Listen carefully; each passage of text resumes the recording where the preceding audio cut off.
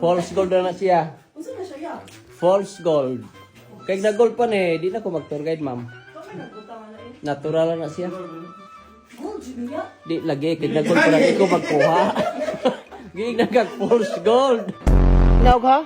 Hi guys. Bawal na ba diri manaog ng magdalag katangahan? Kay ma-reels gyud mo niya. Nag-away naman yung duha. Ano sa na?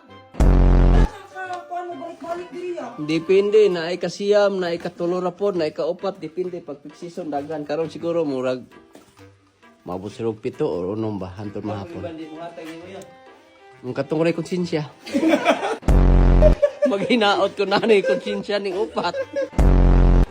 Sao na daghang kwaknit dire karon milayas na kay disturbo kay saba kayong uban. Sila na lang ang mi-adjust. Wala tayo makita sa taas nga daghang gold. Pero di tinuod gold. Kaya nag-gold pa ni, di na ko mag-tour guide. False gold na siya. Unsa na siya ya? False gold.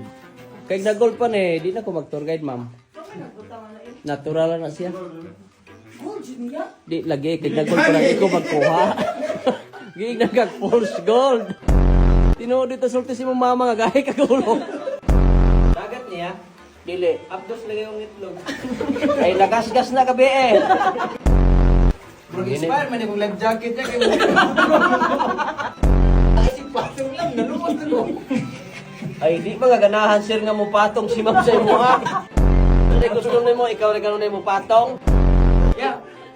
Kanang birahan na lang niya. Yung araw niya ba? Sige, pag trin-trin mo diya, mag-audience mo ni sir.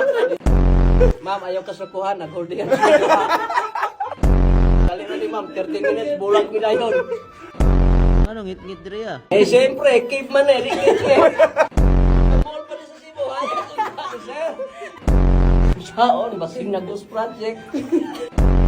Ang bingin ng latulaton nyo diya sir ha, kay source of life na. Sambay, paghinay mo diha, kay daghang aray ra ba diha? Unsa aray?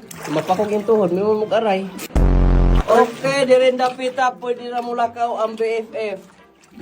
Ang below, 5 feet. Eh, kay mga gastador man. Amo ni, team gastador. Sige, gasto. Kahatag ni mo ya. Okay lang. Christopher.